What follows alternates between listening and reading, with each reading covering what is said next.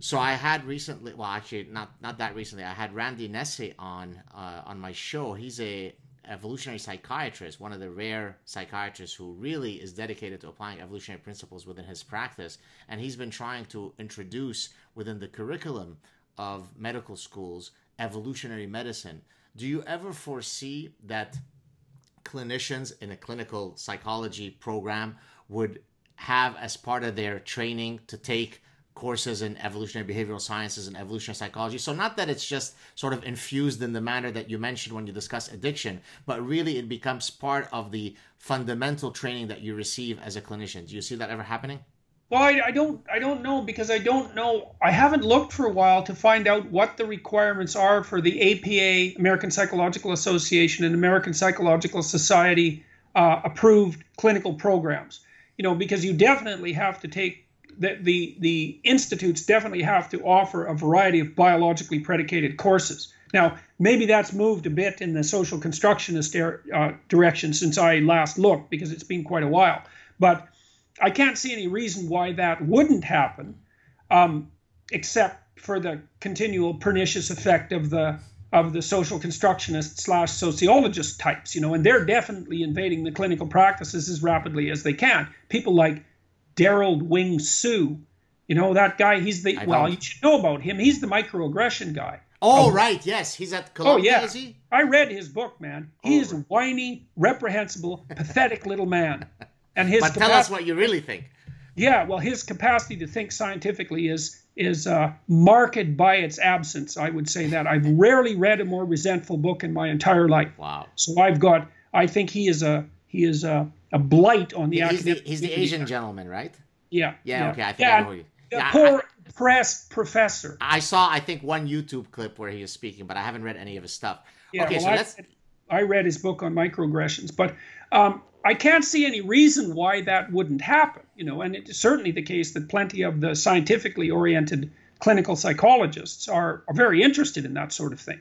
So, I see the next wave of really important evolutionary psychological work. I mean, the basic stuff is always going to be there, you know, the mate preferences and so on. But, you know, how many more studies can we do on, you know, the importance of facial symmetry as a marker of phenotypic quality, or, you know, so all that's been done, right? So I've argued that one of the areas that's most prone to fertile endeavors at this point is to open up practical applied field using the evolutionary lens. So in the same way that I'm doing it in the context of the business school, in the same way that Randy Nesse is doing it in the context of the medical curriculum, I see the evolutionary lens being applied to the study of law, right? I mean, you can't really develop and understand legal systems without understanding human nature properly, public policy. There's even guys who apply it in architecture, in agriculture, and we talked earlier about in knowledge. So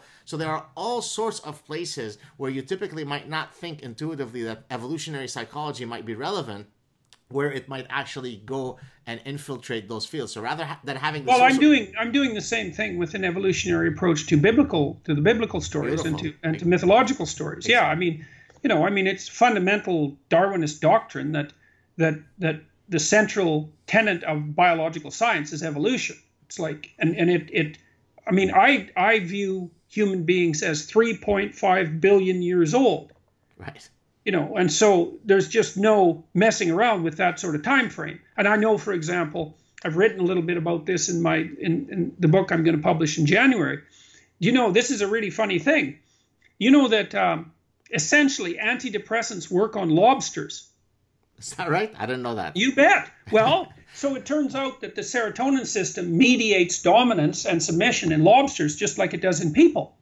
And it, like a low serotonin lobster, is all crouched down and inhibited and won't fight and skittles off to his nest or to his burrow and retreats. And a victorious lobster, his serotonin levels rise and he acts bigger than he is and struts around. And that kind of, and there's a evolutionary gap. You know, we split off from the common ancestors between human beings and crustaceans about somewhere between 350 and 600 million years ago. And the bloody neurochemistry has remained relatively stable. I mean, these things are absolutely remarkable, and they need to be they need to be seriously considered. And that's, like, it's especially true when looking at the motivation, say, well, both of young men and young women. But young men are driven by status competition like mad, partly because young women like young men who win. You're speaking my language now. You're entering my zone now. So I want to get back to purposeful life, which we talked about earlier, which is going to lead us to, and not that I wanted to abruptly end our evolutionary stuff, but we could go on for another 3 hours. By the way, regarding your interest in the nexus of evolution and religion, it might interest you to know that I will have on Pascal Boyer soon. I don't know. Do you know his work? Yeah, I do. Yeah, so he will be on. So he's the guy, for the viewers who may not know him. He's an anthropologist and a psychologist who has argued that religion is an exaptation, not an adaptation. In other words, religion takes the neuronal systems that have evolved for different purposes, and then it piggybacks on them, and hence the... Yeah, well, that's a common claim. And I think that, I don't think that's a weak claim, but I think it's insufficiently deep. I think there's some truth in that, but I think it's too reductionistic. I don't think it gives the religious sentiments their proper primacy. Because so you would fall more in the religion has adaptive values camp. Oh, absolutely. Okay. Absolutely. Using what? Merely the ability. Well, I think a lot of it has to do with mimicry, Gad. Okay. You know, there's a psychologist at Queen's University. What was his name? Oh, God. Merlin Donald. Yeah, he wrote a couple of nice books on imitation, like Jean Piaget, you know, on the importance of imitation in human cognitive adaptation. And these people view language as just a variant of imitation, because obviously we're imitating each other when we use language because we use the same words. But, you know, the idea there was, well, imitate the admirable. Well, right there you have the genesis of religious ideation. You know, imitate the admirable. Okay. Extract out the central features of admirable. Well, you do that over thousands of years. That's where you get heroes. That's where you get mythological heroes. And it's to some degree eventually where you get like messianic gods. It's that which should be imitated as such.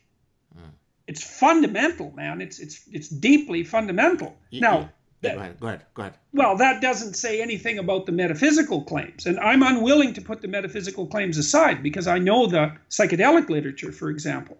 And there's a large literature on mystical experience. I mean, you can reliably induce profound religious experiences in people with psilocybin mushrooms. And they're not bloody trivial. Those experiences change people's lives. They change their neurochemistry. They produce a 1 standard deviation increase in trait openness a year later after a single mystical experience. So, I mean, that's as empirically demonstrable as anything can be. Although those, what you're describing, are proximate mechanisms. If we were looking at the ultimate causation, and we want to argue that religion is an adaptation, the only valuable explanation that I have seen that argues that religion is adaptive has come from actually a good friend of mine, David Sloan Wilson, the evolutionary biologist, who has argued from a group selectionist perspective, right? Whereby he argues that groups that score higher on religiosity will have greater, communality, greater cohesiveness, greater proclivity to engage in reciprocal, relationships, and therefore, because of that, they will outsurvive groups that are not religious. And now the reason why he gets into a lot of hot water for that argument is that most evolutionary scientists in general, and certainly evolutionary psychologists in particular, tend to exhibit some disdain towards group selectionist argument. Yeah. So do you have another adaptive argument beyond this one?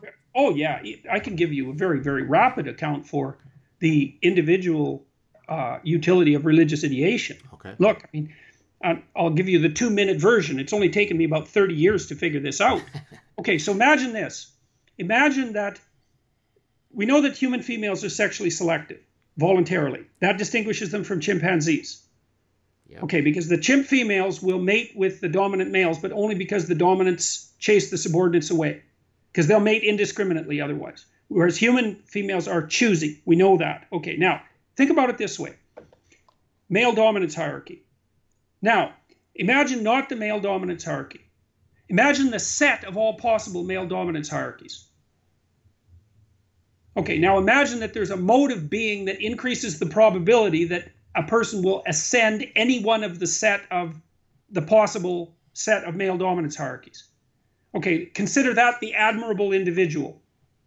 And then consider the meta-admirable individual as the person most likely to conquer all possible sets of dominance hierarchies. Okay, that's the person that the men themselves will elect to the highest position of the male dominance hierarchy. They preferentially leave more offspring, like way more. And so, to me, that's part of the basis of the emergence of religious abstraction, is that there's a moral ideal that characterizes the set of qualities that on average will raise you up to the top of male dominance hierarchies. And the idea that that's power and brutality, which is kind of the postmodernist, let's say, feminist idea, that's just incorrect. But why do you have to root that argument in a supernatural mechanism? I mean, everything that you said could hold perfectly true without it requiring a religious angle to the story. It depends what you mean by supernatural. Like, I would say that, like, because the distinction between a disembodied abstraction and a metaphysical entity is very difficult to draw. And so I could say, like, the ultimate mythological hero has never existed. But that doesn't mean that he's not real. He might be more real than anything else, in the same way that numbers are more real than anything else. Because an abstraction, now imagine that the ultimate admirable person is a fictional abstraction that's a pattern, like a pattern of spirit. It's a pattern that you can embody in action. Well, and imagine as well that we've learned to identify that because of the hundreds of thousands of years that we spent in dominance hierarchies. And you can admire someone, man, that happens immediately. Well, the reason you admire them is because their behavior partakes of an archetypal pattern. And that archetypal pattern as such, you could think of as a spiritual entity. Now, I'm not making the claim in this argument that that spiritual entity has anything other than an abstract existence.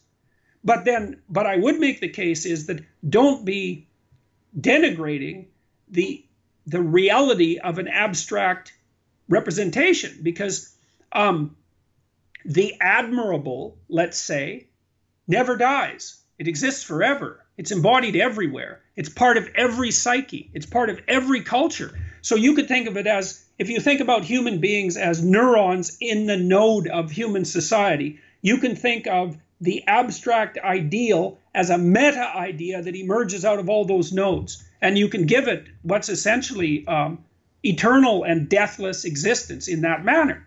Now, that's a reduction. That's a reductionist religious argument, right? I've dispensed completely with the overarching metaphysics, because I'm not positing the actual corporeal existence of a deity, let's say. But it's the next best thing. And then I would say perhaps that what happens to people in mystical experiences where they encounter the archetype is that they make direct contact with their own representation. It's like this representation exists as an emergent property of the cognitive interactions of humanity as a whole. And so it's represented externally.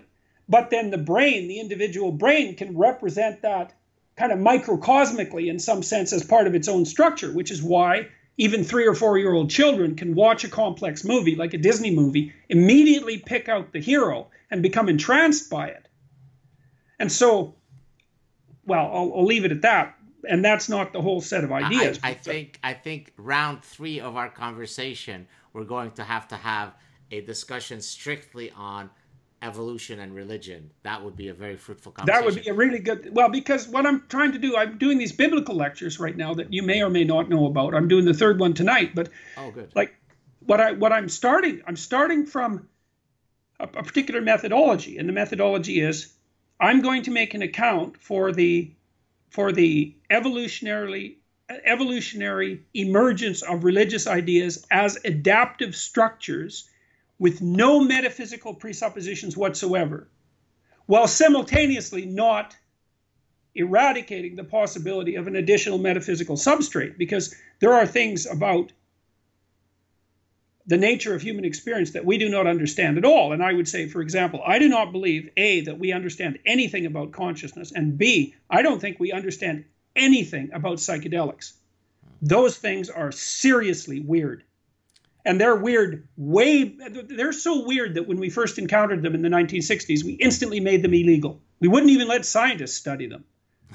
We were more afraid of those things than the Catholics were afraid of Galileo. Right. So are you familiar with Laura Betzick? Does that ring a bell? So no. Laura Betzick is a Darwinian historian who published a paper where she did a content analysis of the Old Testament. It's actually going to tie several things that we talked about today. So what she looked at is the status, the known status of different protagonists in the Bible. So there might be prophets, there might be generals, there might be kings, there might be slaves, there might be soldiers, and so on. And then she looked at how many women were ascribed to them. Like, in other words, this guy has 12 wives or 12 sexual concubines. And not surprisingly, she replicated the general phenomenon that both you and I are very familiar with, which is with greater status accrue greater access to sexual opportunities with women. And so I think so after we get off, I'll send you a copy of the paper, because I think that fits very nicely within what you're talking about.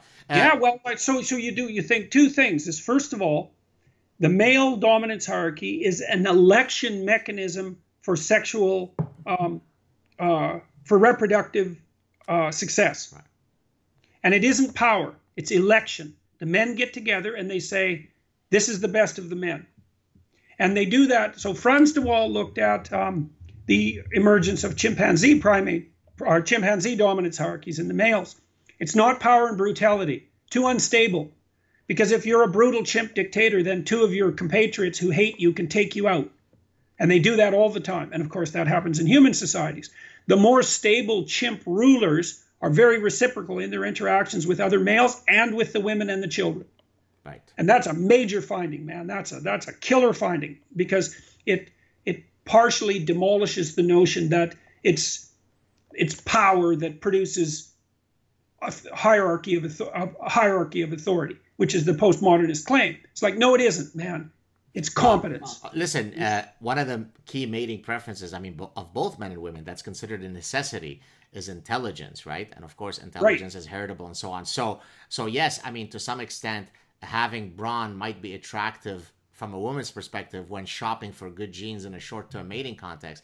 But the absolute necessity that almost all women will agree on is that the guy be intelligent. And that's why, by the way, they always say things like, I really love a guy who's funny. Now, the reason why they say that is because humor is actually highly correlated with intelligence. It's a proxy of intelligence, right? Yeah. So yeah. All right. Yeah. And the thing is too, it also may not be so much that women are going after brawn as that they're not going after its opposite. Right. Right. Yes. The wimpy beta guy who's submissive, sucking his thumb in the corner. That's what you're talking about? Yeah, exactly. It's like he's out of the competition because a woman doesn't need another child. Also known as a Canadian senator. Yes. Yeah. I got Jordan Peterson to smile. All right. Last two questions. It's funny because, I've had the last 7 months have been, let's call them tumultuous, and I've been very serious in most of my public experiences. But, the people who know me, it's like, I'm a ridiculously playful person, and I'm always joking and laughing. I wouldn't say always, because I do have some. It's the facial grimace that you have that looks kind of implacable, you look very stern, very serious.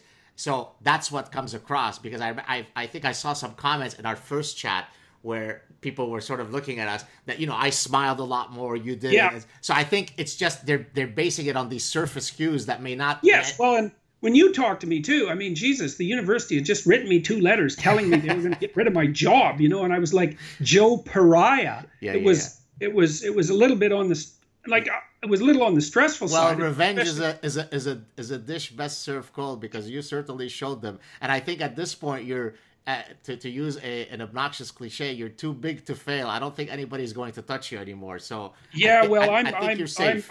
I'm knocking on wood, because I still am in a situation where one stupid mistake could cost me a lot. I hear you. But one of the things that has been comical, ironic, and well, I don't know how better to put it, both comical and ironic, And this also has to do with my Patreon account, which I think is absolutely, I got two things to say about that. That's absolutely comical, is that if I go out to speak to an audience and it goes well, then my financial support goes up. So great, and I think that's great because, and this is something I want to make clear, is like, I am making a lot of money on Patreon and people have been commenting about that. But one of the things I would like to say is that it is not how much money you make that's relevant. It's what you're going to do with the damn money. Right. And I'm thinking there's a substantial portion of it that's going to be siphoned off to the Dr. Gad Saad fund. That's what I'm thinking. That's what you're hoping. That's what I'm hoping. Okay, fair enough. Yeah. Well, I mean, I don't have a lot of personal hedonic desires, Right. First of all, I'm not that young. And second, well, they're just not that useful to me. I mean, travel, I can already do that. I have my wife who I get along with. I've got kids. I'm going to have a grandchild. I've got everything I want. I'm not interested in buying a bunch more things. But what I am interested in doing is taking money and doing useful things with it. And I have lots of plans with it. And I think that you don't judge someone by how much money they have. You judge them by what the hell they do with the money when they have it. And I think the fact that that's not self-evident is also an indication of how deeply rooted this social justice resentment has become in our society. Right. So you're sort of tarred by the fact you lose your purity as a truth seeker by virtue of the fact that there is a big dollar sign assigned to your Patreon, right? Aha, he's after pecuniary needs and he must be an evil capitalist. Is that the general idea of what you're getting now? Yes, well, yes, exactly. And I would also say I have absolutely no problem with being a capitalist. So if people want to accuse me of that, no problem. I have a business, and that does the self-authoring programs, among other things. And I'm very happy about that. We've helped thousands of people sort their lives out, and we've done it in a manner that's profitable so that we can continue to make things that are going to help people make their lives better. And we have lots of plans for that, and I've been doing it for 20 years, and I have absolutely no regrets or shame, quite the contrary, about any of that. And it is definitely the case that my partners and I are fundamentally motivated by producing broad-scale psychological interventions that extend our clinical ability to large sections of the population at low cost. That's fun. That's interesting, man. And we're going to make money doing it because we have to support the infrastructure. We want to hire people to make more of the same products. And because the money also enables us to envision doing other useful things, like the YouTube videos. And one of the things I want to do, and we'll talk about this at some point, is, for example, I've started to become interested in the idea of doing a well-developed series on the 100 greatest books of the Western canon and putting that on YouTube. It's like, Jesus, why not do that? That's such an exciting idea. And there'll be some production costs associated with that. But the return on investment should be staggering. And like the lectures that I've been putting on YouTube, and you too, I mean, they're reaching hundreds of thousands of people. Well, God, that's worth some money, for God's sake. And so I don't feel the least bit upset about the fact that some money has been coming my way, and partly also because I'm not requiring people to give it to me. Right. I'm giving everything I'm doing away except for the self-authoring stuff, which actually has a cost. I'm giving all the stuff I'm doing away for free. So, and if people want to support what I'm doing because they trust that I'm going to put the money to good use, then they get to do that. And I don't give a damn what the left-wing social justice warrior types think about that. And if they think that's the reason I'm doing it, well, frankly, I don't give a damn what they think. Well, so, I'm at 1/10 what you're making, maybe even less. So for all those of you who are into social justice and equality, let's start siphoning some of those funds to the green-eyed Lebanese lover and not just to Jordan Peterson. For the sake of fairness and social justice, last two questions for you. Okay. Number one, which I guess you've touched on now, just in the enthusiasm you exhibit for everything that you do. What is it that you do when you get up every morning and you're excited about the incoming day? What is it that excites you the most? And then do you have any regrets? Because they're kind of related, right? Because sometimes one of the reasons why we get up and we're pissed off, I could have been a great soccer player, I could have been this, but I'm an accountant, I'm a physician. So if you could answer both of those questions that I ultimately relate to a lot of the people who watch your stuff because of self-help. So I thought that I would end with these personal questions. Take it away.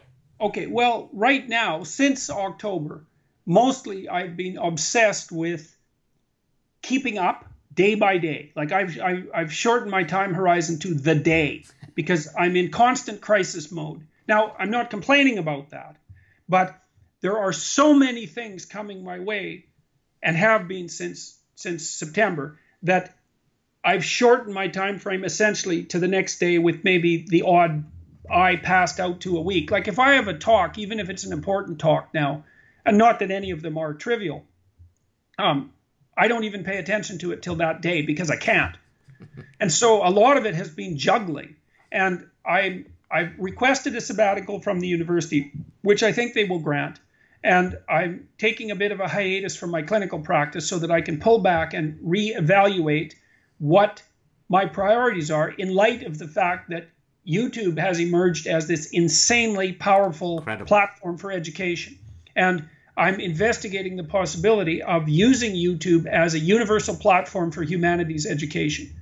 I would love to do that. And I think what should be done right now is that, this is my dream in some sense, is that the humanities should just be stolen from the university and put on publicly accessible and made publicly accessible in the form of podcasts and lectures with the accompanying reading, because it's cheap, it's effective, it's mass marketed, there's no administrative overlay. It can be done almost immediately by interested people. It can be viewed by the 3 billion people that are on YouTube. There'll be people who are translating it. Like, there's zero downside to that. And it would be extremely fun. And I've been talking to people who are interested in funding that and people who are interested in participating in it. And I just see no reason why that can't just be done. Now, an additional complexity might be the problem of accreditation for people if they were thinking about doing that in a more formal sense. But I think that problem can be left aside because, as you know, by all the people who are watching your videos, there's a massive hunger for actual education out there. And so my sense is that the university exists wherever there's massive hunger for wisdom. And that isn't in the universities. Yeah, before you go on answering your regret question, let me interject. Yep. For me, what excites me, and I think I could be speaking for you and you'll correct me if I'm wrong, I think we're both very passionate about the cerebral life, right? And I mean, it comes across not only in our individual interactions with people, but even how we interact with each other. So when I wake up every day, I'm literally like a kid in the candy store because on the one hand, I've got these great projects going on with my students and other co-authors that I want to work on. I'm working on a book, and then I could just turn on the camera on my computer and share some ideas. All of that stuff intoxicates me to no end. I mean, it's literally as if I'm a kid in the candy store because I've got these tools that allow me to consistently navigate endless intellectual landscapes, share them with other. Once in a while you get negative feedback, but overwhelmingly 99% of the people love what you do, give you positive reinforcement, they want to be part of the community. And so I would say that number one thing that keeps me going every day is just to be able to navigate that reality. Yeah. That's the dopamine fix. Yeah, that's it. That's why I like teaching so much, and I love teaching and I like lecturing to people. It's incredibly exhilarating, and it's partly because I love thinking, and I don't lecture, I think out loud. Right. That's what I'm doing. Like, I'm not telling people what I know. I'm trying to figure out new things in a discussion, and so that's extremely, and people seem to like that, and so hooray, and I mean, I feel extraordinarily fortunate for the opportunities that I've had throughout my entire life. I mean, I've been overwhelmed for the last while, and that's been, and for a variety of reasons, some of which are health related, which I seem to be climbing back on top of, thank God. So, but yeah, I mean, generally, I feel exactly the same way you do, which is, oh my God, I've got 50 ridiculously interesting things to do today.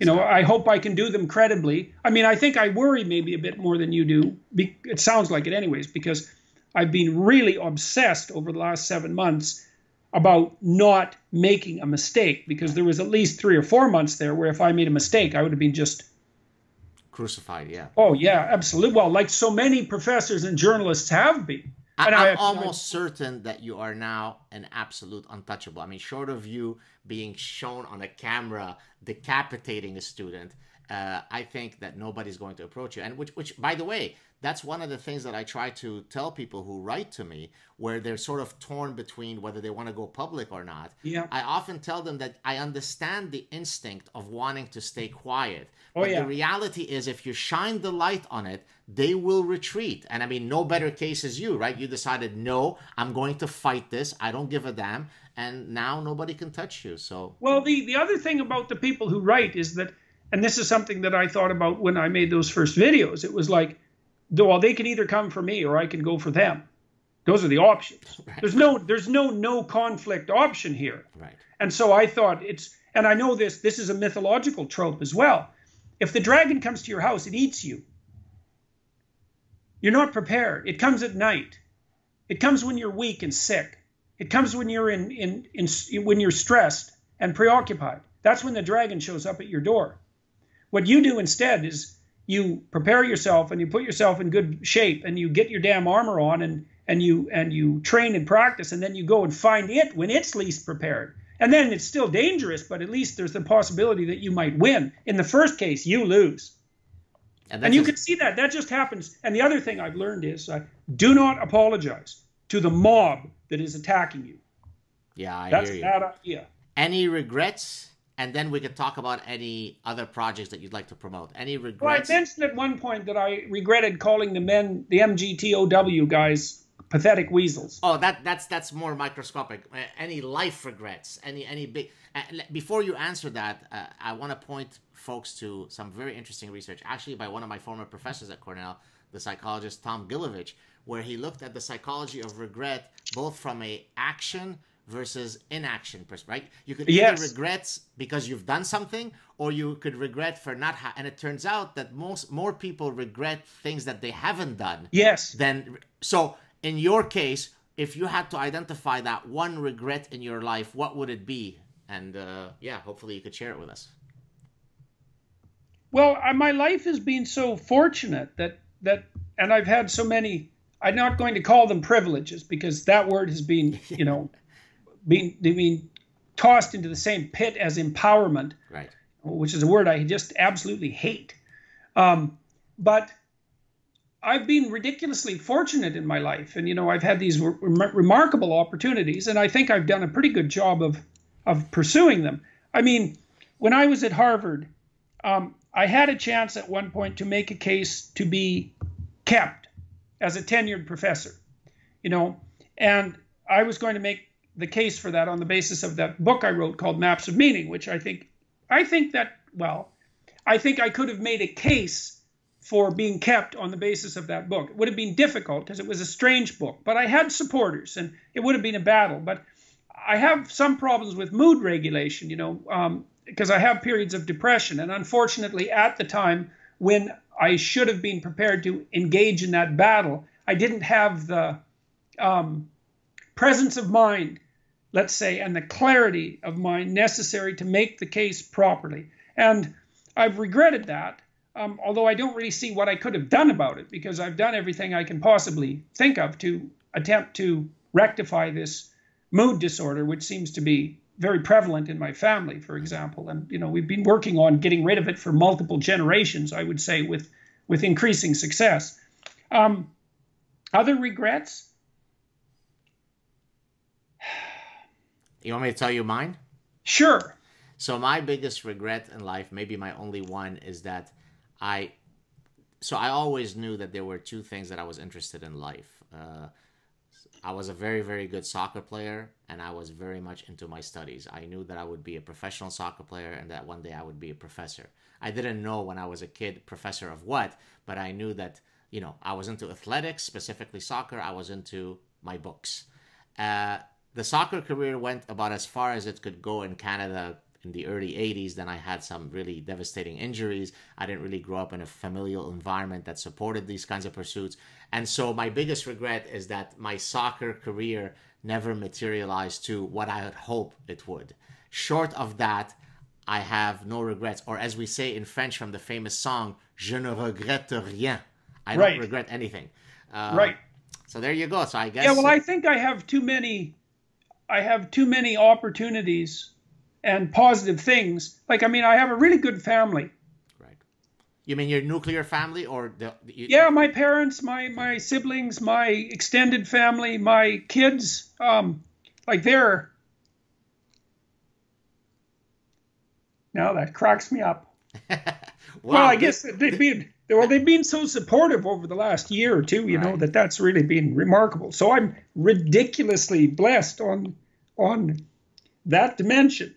And you know, I've worked with great people, and I know a lot of people that I really respect and admire, and I've had overwhelming public support for the last year. That's just, I just don't even know what to make of it. You know, it's just, I think that's partly why. Well, I'm in a state of surreal existence, I think, because I just don't know how to process what's happened over the last 7 months. I'll tell you this: you are a highly deserving of all the accolades that you have, and it's a pleasure and an honor to know you, and I hope that we could continue developing our friendship and also continuing these incredible conversations, because I could tell you, by far, you've been the most popular guest on my show. I think you're at least 100,000 views more than the next guy, and so it's a real pleasure for me to talk to you. Yeah, that Pareto distribution is working for me, man. Although, yeah, well, and you know, we had talked about a free speech summit, you know, and that sort of. Thank you. Let me talk about this. Okay, thank you for bringing it up. So we had discussed the Freedom Summit the last time that we had chatted on my show, and then since I think I mentioned it once, maybe publicly, maybe at the Canadian Senate actually. So let me mention it here. So the difficulty that arose at Concordia is that I was hoping to use my chaired professorship money to fund this event, where I would invite 7, 8, 9 of the most famous people who are fighting on the things that matter to us. And then some, you know, administrator decided that no, he would not allow me to use those funds. Instead, I could only use those funds for my evolutionary research, which of course I view it as quite suspicious, but ultimately that's where it has stagnated. And I know that in our private conversations, you and I have discussed ways by which we could, of course, still hold the Freedom Summit, but look for alternate ways to raise. Well, we know we could try crowdfunding it. We could, well, and listen, anything that involves you asking for money is going to bring a lot of money. So I'm set, man. I just look. I mean, look. Why don't you do this? Why don't you prepare a budget? Okay. You know, like it shouldn't cost that much. I would say probably $20,000 and we're set, right? Because basically it's to invite the people, so it's their flight and it's their hotel and it's maybe some per diem. And if you're bringing 7, 8 people, if it costs $2,000 a pop, you're talking about $15,000 to $20,000. Yeah, well, exactly, and we can put it on YouTube. People are going to watch it. Exactly. So why don't you maybe do this? Is figure out who you'd really like to invite. Yes. Let's see who we can get that will come. Okay. And then let's crowdfund it. Okay. Beautiful. We should be able to raise $20,000. I mean, that's not beyond comprehension. Absolutely. And I also have some money from now. I have to think hard about whether or not this would be appropriate, and perhaps it wouldn't be, but. You know, the Rebel Media people crowdfunded for me just for my research.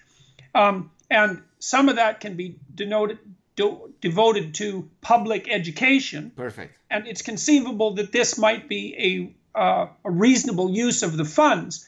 I have to think that through because I have to be like super careful about how I use that money for obvious reasons. Of course. And I don't want to do it by whim, that's for sure. And I don't want to do it in any way that I would question or that anyone else who's reasonable would question. But Jesus, we should be able to come up with enough money to do this. I think there'd be enough people who would be interested in. Oh, you know, you can't imagine the number of people that since I announced it in our chat that have written to me saying, hey, when is your Freedom Summit happening? And I keep sort of ducking and weaving because I feel embarrassed that it hasn't happened yet. So thank you for bringing that up. Well, the other thing, is we could sell tickets to the event. Yes. You know, I mean, people will pay something reasonable, 25, you know, imagine that you have a theater for 1,000 people, let's say. And then imagine that that's going to cost you in Montreal probably something about $7,500 for the day, maybe $10,000, something like that. So that would mean the ticket price would be $10 plus GST, so that'd be about $13 to begin with, and then you could double that to cover the expenses, let's say.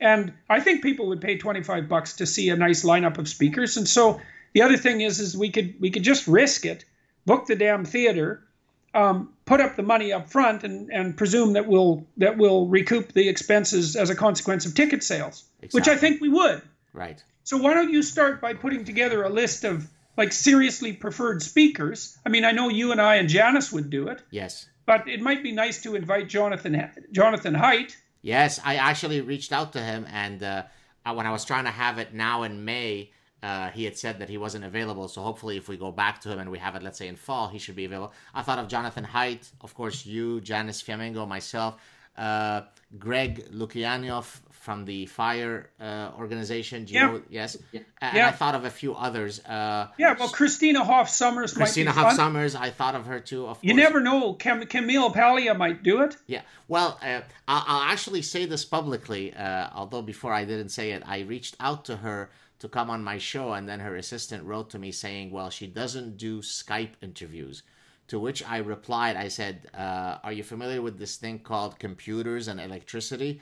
To which then the assistant came back and said, well, no, she's very famous for having online engagement, but she's very busy. So it went from she doesn't do Skype to, and then I sent him, just to do one of my gaddism, I sent him that ranking that you and I are on, you at number 1, me at number 2. And I said, oh, here's Camille Paglia at number 4. So that was my way to say, hey, stay humble, don't pull rank. So regrettably, my first interaction didn't go well, but let's hope that she comes to her senses. Well, a little persistence might be okay. I think I'm going to go talk to her in the fall. Oh, good. So maybe then you could mention that. Yeah, well, it's, but I mean, we how many speakers do we want? If, let's say it was one day, we probably don't want more than about 5 or 6 speakers. Or something like that. Exactly. Well, I think we should go ahead with it, assuming that it will work out. Okay, I like it. Thank you so much for reinvigorating the project. Any last words before we ended, Jordan? No, well, I guess only this, that I would like to reiterate my thanks to you for being, for supporting me in the very early stages of this. I'd like to publicly thank all the people who are supporting me. I mean, it's absolutely unbelievable. I seriously can't believe it. I cannot wrap my head around it. And, hooray, I'm going to keep trying to produce high quality productions for people and help educate them. And I hope that, I've got some ambitious plans for stealing the humanities back from the people who perverted them. Because I think it's time, man. Why not? Why not use this new technology? There's the possibility that the whole damn world could get a good education for nothing. Jesus, what a good deal, man. So what a wonderful way to end it. Stay on the line for a second so we could say goodbye off air. Hey. I will try to have this up hopefully later today. Thanks so much, Jordan. My pleasure. Thanks for the invite again. Real pleasure. Cheers.